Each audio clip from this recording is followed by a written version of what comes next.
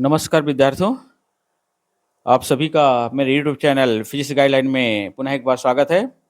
और आप सभी अच्छे होंगे और अपनी पढ़ाई पे आप लोग व्यस्त होंगे। तो विद्यार्थियों, आपकी पढ़ाई की इसी व्यस्तता के बीच मैंने आपके लिए एक बहुत ही महत्वपूर्ण क्लास 12th फिजिक्स के अध्याय 1 का एक टॉपिक है जो आप यहाँ पर देख रहे हैं। वो है किसी बिंदु आवेश के कारण विद्युत क्षेत्र की तीव्रता का व्यंजक या समीकरण है।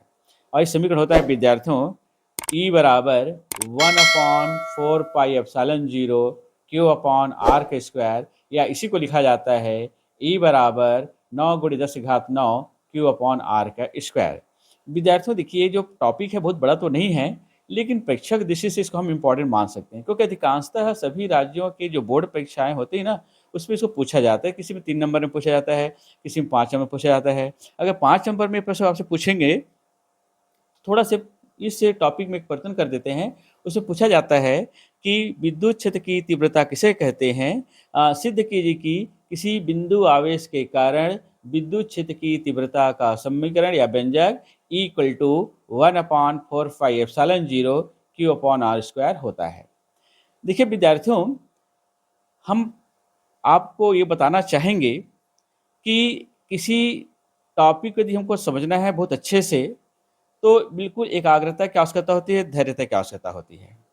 आपको इस वीडियो में दिखाए जाने वाले टॉपिक है वो आपको अच्छे से समझ में आ जाए, तो इसके लिए आवश्यक है कि आप इस वीडियो को शुरू से अंत तक अवश्य देखिएगा, क्योंकि यदि आप वीडियो के बीच में स्किप करते हैं तो टॉपिक आपको समझ में नहीं आएगा।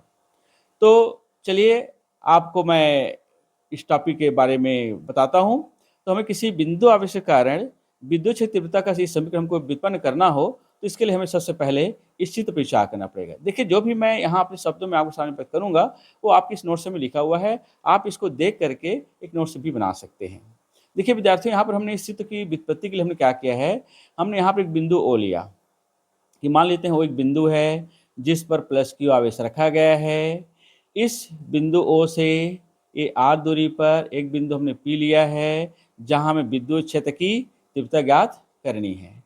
तो विद्यार्थियों, इस बिंदु P पर हमको विद्युत क्षेत्र तीव्रता ज्ञात करनी है, तो इसके लिए हम क्या करते हैं, इस बिंदु P पर एक परीक्षण आवेश Q0 की कल्पना करते हैं। जब हम परीक्षण आवेश Q0 कल्पना करते हैं, तो विद्यार्थियों इस +Q आवेश के कारण और इस Q0 के कारण, इन दोनों आवेशों के बीच एक बल कार्य करेगा, और उस बल का मान हम कूलाम के नियम के अनुसार प्राप्त कर सकते हैं। अर्थात कूलाम के नियमानुसार आवेश Q और Q0 के बीच जो लगने वाला बल होगा, वह होगा F बराबर 1/4πε0 Q0/R का स्क्वायर।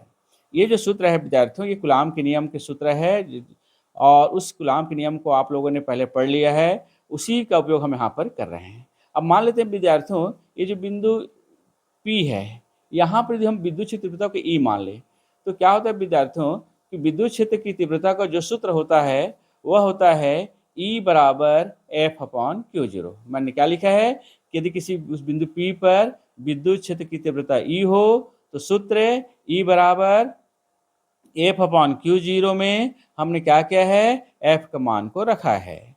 जब F के मान को रखते हैं, तो हमें ये जो सूत्र का जो फॉर्म है वो इस प्रकार जाता है, E = 1/4πε0 Q0/R के स्क्वायर, और पहले से Q0 है। फिर हमने क्या किया विद्यार्थियों, इस Q0 से इस Q0 को काट दिया है, तो हमें मिला E बराबर 1/4πε0 Q/R का स्क्वायर। और ये जो सूत्र हमें मिला है विद्यार्थियों, यही सूत्र जो है किसी बिंदु आवेश के कारण R दूरी पर विद्युत क्षेत्र की तीव्रता का समीकरण है।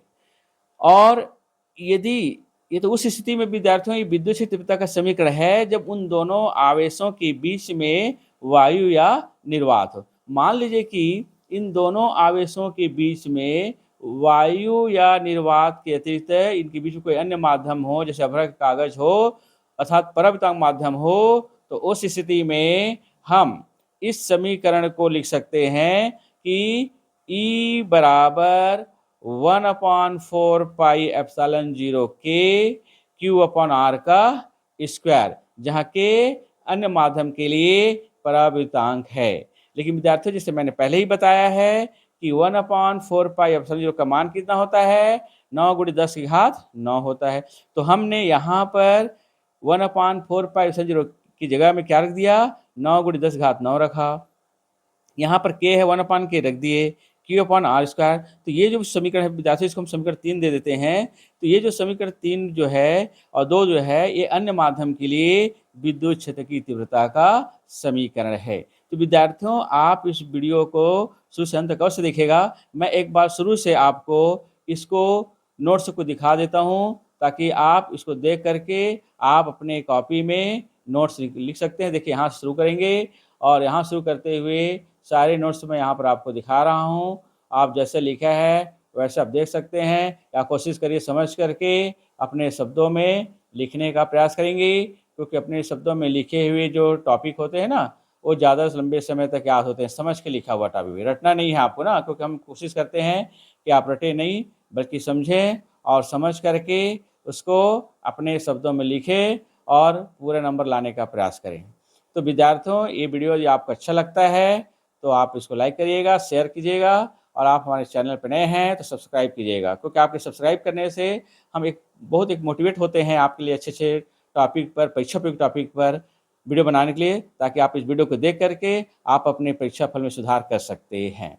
मैंने वैसे बहुत दिनों बाद ये पेपर नोट से मैं आपको पढ़ाया है। इसके पहले मैं सामने बोर्ड में पढ़ाता था, लेकिन प्रयास मैंने और किया काफ़ी दिनों बाद कि मैं आपको पेपर नोट्स के माध्यम से समझाऊँ।